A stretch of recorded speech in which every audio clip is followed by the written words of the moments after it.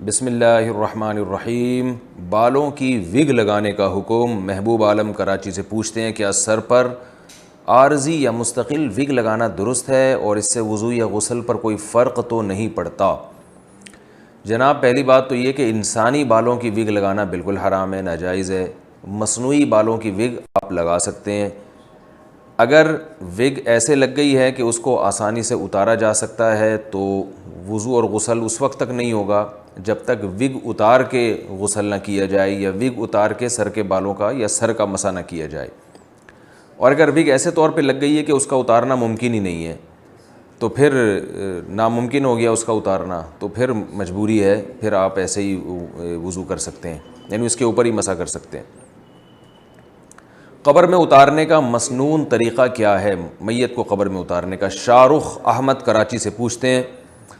قبر میں میت کو اتارنے کا سنت طریقہ بتا دیں، نیز قبر میں اتارتے وقت کون سی دعا پڑھنی چاہیے؟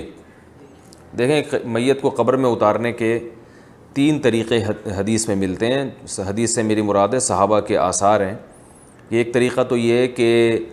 میت کے جہاں پاؤں ہوتے ہیں نا، یعنی قبر میں جو پاؤں کی جانب، اس جانب سے پہلے سر داخل کیا جائے اور پھر کی طرف سے میت کو لے جایا جائے،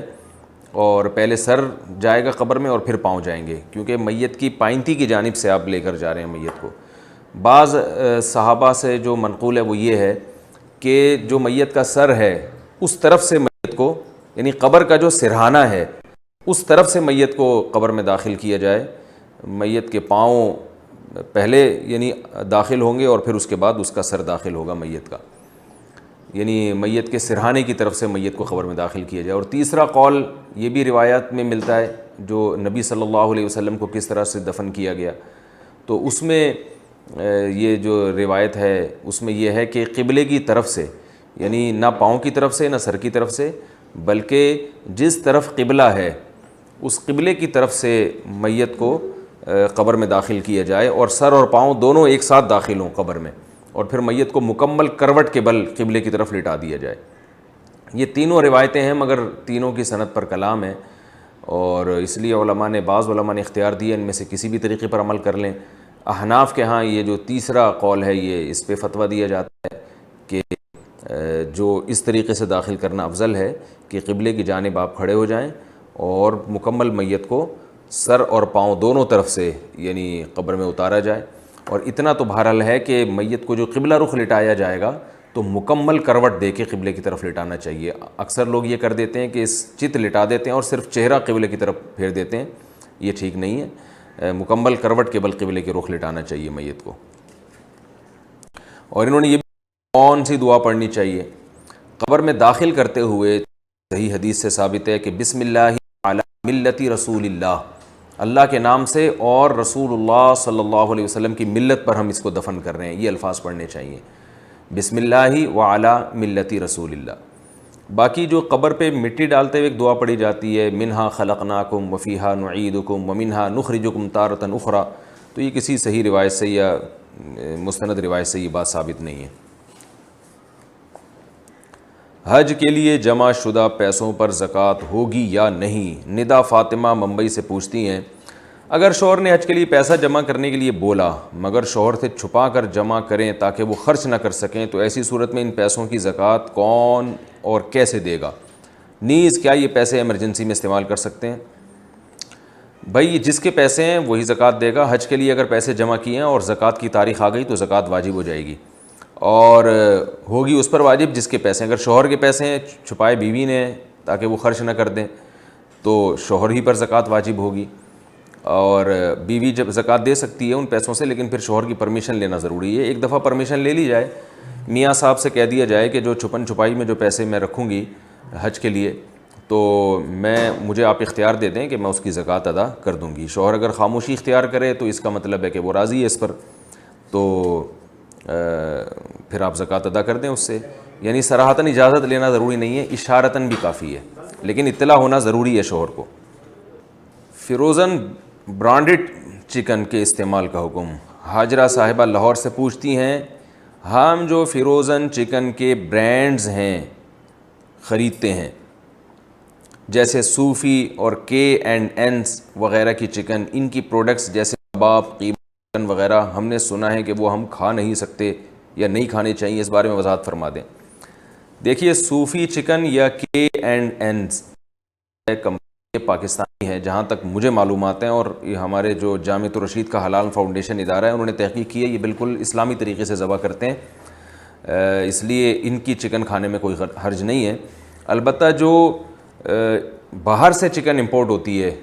جو مختلف برانڈز ہیں جو باہر سے امپورٹ ہو رہے ہیں اور وہ دوسرے ملکوں سے آ رہی ہیں،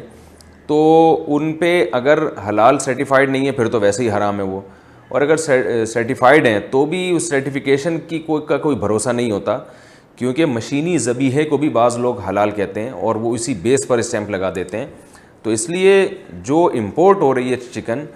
اس میں اگر کوئی برانڈ ایسا ہے تو آپ کو اس کے بارے میں جب تک تحقیق نہیں ہے تو پھر آپ وہ نہیں کھا سکتے۔ تو اس کے لیے تحقیق کا طریقہ یہ ہے کہ جامعۃ الرشید کا حلال فاؤنڈیشن ادارہ ہے، گوگل پہ آپ سرچ کریں، ان سے اس کے بارے میں معلومات حاصل کریں کہ یہ کیا واقعی ہاتھ سے ذبح کر کے ہمیں کھلایا جا رہا ہے یا کوئی مشینی ذبیحہ ہے یہ، کیونکہ ہماری رائے میں مشینی ذبیحہ حلال نہیں ہے، کیونکہ قرآن مجید نے صاف طور پہ کہا ہے وَلَا تَأْكُلُوا مِمَّا لَمْ يُذْكَرِ اسْمُ اللَّهِ عَلَيْهِ، جس جانور پر اللہ کا نام نہ لیا گیا ہو اس کو مت کھاؤ، اور نام لینے کا مطلب یہ ہے ذبح کرتے ہوئے اللہ کا نام، جیسے کہ حدیث میں ہمیں اس کی تفصیل ملتی ہے، اور مشین کا نام لینا وہ معتبر نہیں ہے۔ شوہر بے نمازی ہو قریب آنے سے روک سکتی ہے؟ ریما عاطف کراچی سے پوچھتی ہیں شوہر اگر نماز نہ پڑھتا ہو تو کیا بیوی یہ کہہ سکتی ہے کہ جب تک نماز نہیں پڑھیں گے میرے قریب مت آنا؟ کیا اس طرح کے الفاظ کہہ سکتی ہے اور تھوڑا بہت کر سکتی ہے یا نہیں؟ دیکھیں اس طرح تو وہ ابھی تو نماز نہیں پڑھ رہا، پھر وہ اور غلط ایکٹیویٹیز میں بھی لگ جائے گا، تو اس طرح بیوی کو روکنے کا اختیار نہیں ہے شوہر کو۔ رسول اللہ صلی اللہ علیہ وسلم نے صاف صحیح حدیث ہے اس بارے میں کہ جب شوہر زوجہ کے قریب جائے اور عورت کو اختیار نہیں ہے کہ وہ منع کرے، اگر وہ منع کرے گی تو آپ صلی اللہ علیہ وسلم نے ارشاد فرمایا ساری رات فرشتے اس پر لعنت بھیجتے ہیں۔ تو وجہ اس کی یہ کہ اسلام جو ہے مرد کے لیے حرام کے دروازے بند کرتا ہے، اگر زوجہ اس طرح کرے گی تو پھر ظاہر ہے وہ پھر اس بات کا خطرہ موجود ہے کہ وہ باہر غلط چیزوں میں دلچسپی نہ لینا شروع کر دے، اس کے قدم حرام کی طرف نہ چلے جائیں۔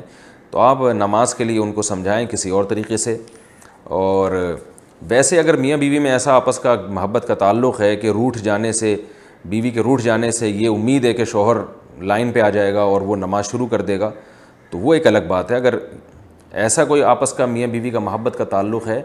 تو پھر زوجہ اگر روٹھ جاتی ہے، تھوڑا سا ناراضی کا اظہار کرتی ہے اور اسے امید ہے کہ شوہر کے قدم انشاءاللہ غلط چیز کی طرف نہیں جائیں گے بلکہ اس سے تھوڑی سی اس کو تنبیہ ہوگی، تو وہ ایک الگ معاملہ ہے۔ قانون الگ چیز ہوتا ہے، میاں بیوی کے آپس کے تعلقات کس نوعیت کے ہیں وہ ایک الگ یعنی ٹاپک ہے۔ تو علماء اکثر کہتے ہیں کہ زوجین اور میاں بیوی کی جو زندگی ہے وہ قانون کے مطابق نہیں گزرتی، وہ تو آپس میں محبت اور جو رابطہ ہے ان کا آپس میں جو بے تکلفی ہے اس کے حساب سے اس کو گزارنا چاہیے۔ تو قانون کی روح سے تو عورت کے لیے بالکل اس کی اجازت نہیں ہے، لیکن یہ کہ اگر آپ یہ سمجھتی ہیں کہ شوہر یا کوئی بھی خاتون یہ سمجھتی ہیں کہ شوہر کو اس سے فائدہ ہوگا اور وہ امید ہے کہ انسان کا بچہ بن جائے اور نماز کی طرف آ جائے، تو پھر ٹھیک ہے آپس کا معاملہ ہے، لیکن بہرحال اگر ذرا بھی اس سے نیگیٹیوٹی پھیل رہی ہے اور معاملہ خراب ہونے کا خطرہ ہے تو پھر زوجہ کو چاہیے کہ اس پر قطعاً عمل نہ کرے۔ کیا آرٹیفیشل جیولری پہن کر نماز ہو جاتی ہے؟ ثنا سلیم کراچی سے پوچھتی ہیں کیا آرٹیفیشل زیور پہن کر نماز پڑھی جا سکتی ہے، خصوصاً انگوٹھی اور گھڑی وغیرہ پہن کر؟ آرٹیفیشل زیور پہن کے نماز ہو جائے گی، اس میں کوئی حرج نہیں ہے۔